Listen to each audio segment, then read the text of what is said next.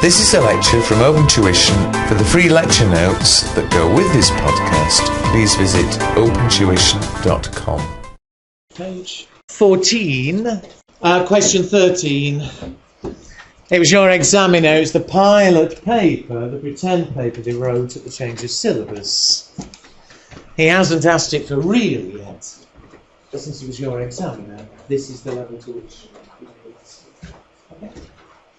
It's quite nice, he's asking for several things within the same question. As always, when you get to the written bit, at the very least, decide what he's asking.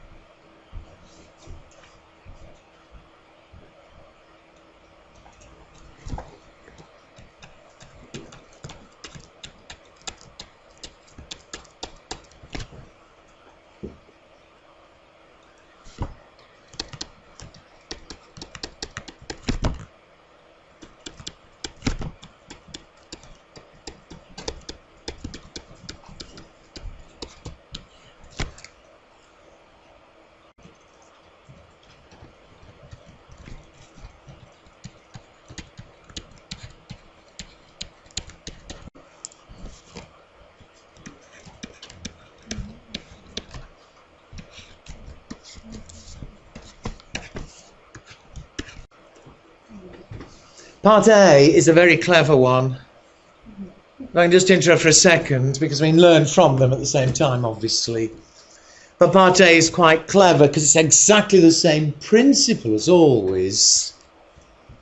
But I think you'd all agree, especially when it's only 6 marks, it takes a bit of time to find the figures and, well, the final result's slightly unusual. That if I just chat through, because most of you are coming to the end to make sure, lay it out any way you like. I do it the normal way, cost benefits.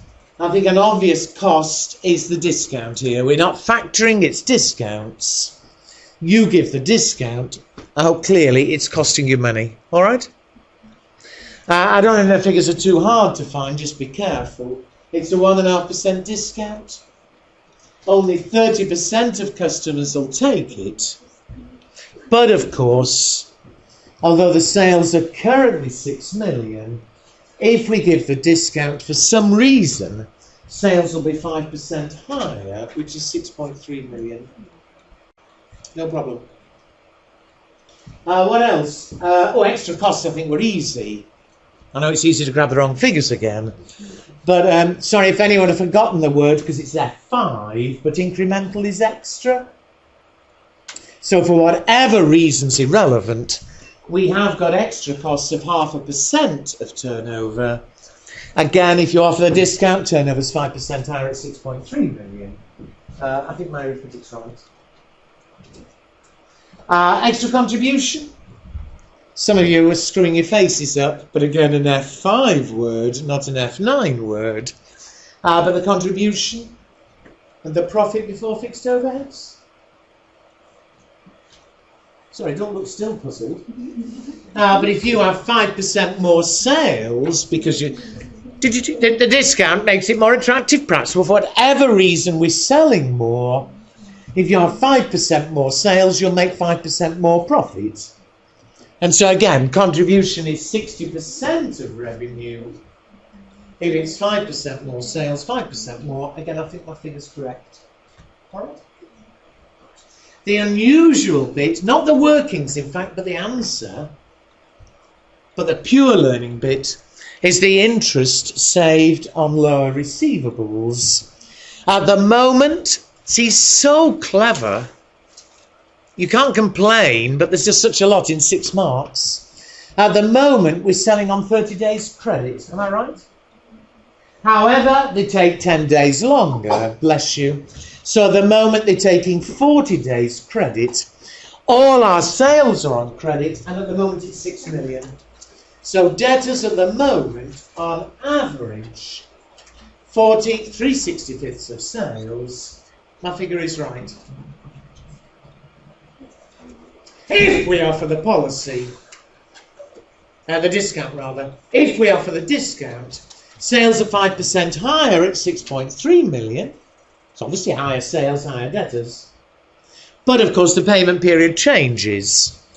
Again, it took a few minutes, but it makes it perfectly clear. If they take the discount, it's 15 days. If they don't, they take a full 60. It was 30%, 70%.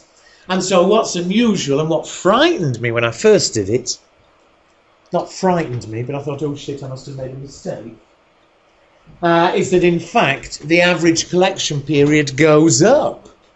Instead of taking 40 days at the moment, it's going to take 46.5. All right? He's never done that before. It is unusual. I think you'd all agree. Normally, you would expect your collection period to be lower. True?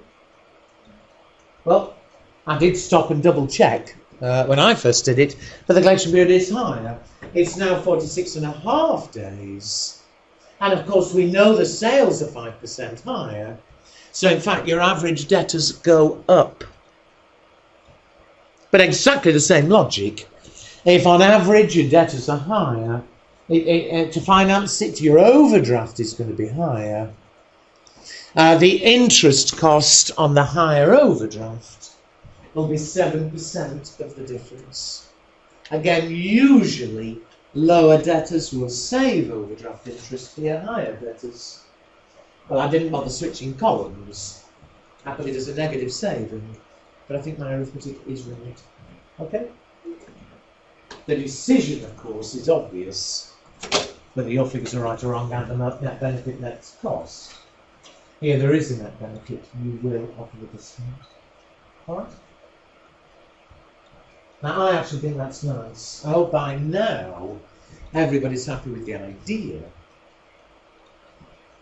But he was quite clever there, the way he spread all the figures around. I think you'd all agree it's very easy to make silly errors, even if you are happy with figures. Because even just the last one and this one covers all the tricks he's got to put into the debtors question. If you are happy, carry on with part B, please.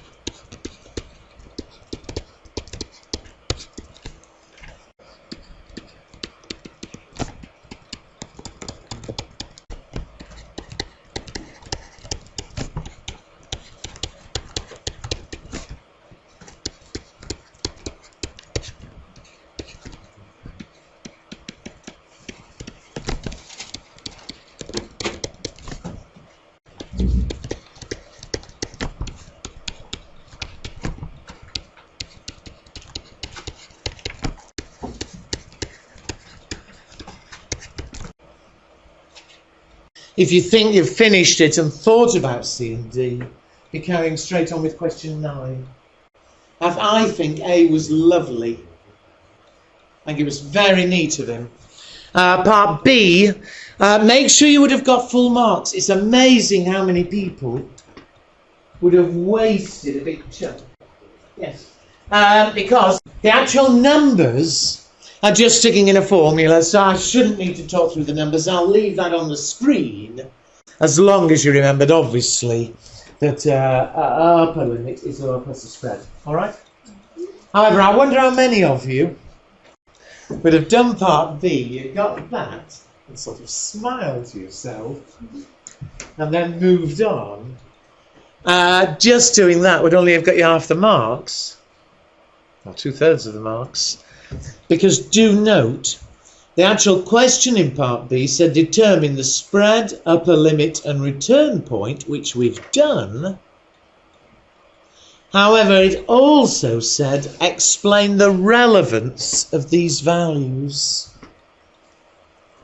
And of course, even if you couldn't do the numbers for any reason, you could still have got the marks for the second bit, explain the relevance. Read what he's written, although I think what I'd have done, it's entirely up to you, but better than trying to put it all in words often, I think I'd have just drawn that little graph and just said if we hit the upper limit we do this, if we hit the lower limit we do that. Yeah, that's all you need. But it's up to you whether it's all words, so you use that little graph. But do watch for that, please. He's always asking 2 questions in the same sentence. And in an exam, you're even more likely to miss the second bit. And since I think you all understood what I said before lunch, that really would be easy marks wasted. You know, and you may only be throwing 2 away. But if you fail on 49 and you've missed that little bit, you feel a bit of an idiot. When, as I say, I think everybody could have got those remaining 2 or 3 marks. Would you agree? You know, just be careful. That's what to use your 15 minutes for. You know, you've got these 15 minutes to read and whatever. Leave you can use that 15 minutes. You're allowed to write on the actual question paper. And one of the things you should be trying to do is during the 15 minutes, look along the requirements and look for whenever there's this and this, you know. Highlight the fact with 2 requirements. Because it's when you're hurrying, obviously, you just see the first and you waste the second. Okay? Now, C and D, I am not going to talk through in full, I'm not. Except, make sure you clear what he was asking and you didn't answer the wrong question. A lot of people would do a beautiful part C, but answering a different question. What he's tended to ask in the past, and what most people... Hello, stop looking out for a second. What he's tended to ask in the past, and what most people would write on and on and on about, is suggest ways of getting money in sooner. That's been very standard.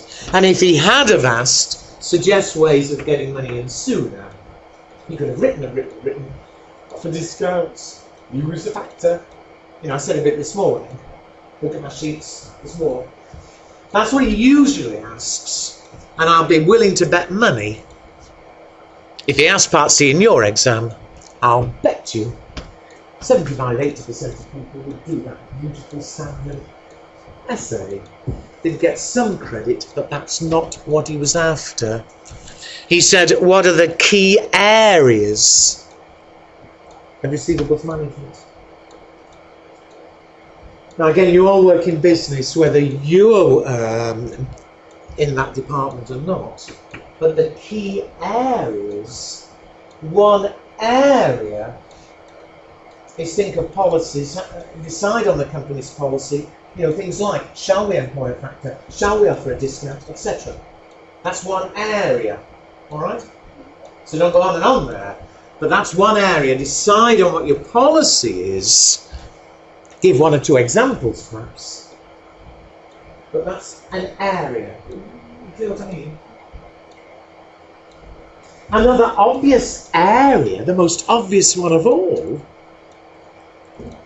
is actually collecting the money. It's almost too obvious. But, you know, what jobs, what areas the credit control department doing? They're deciding on shall we offer discounts, etc. A key area of their job is obviously to collect the money in. Do you agree? In between, another key area is giving creditors to the credit control department.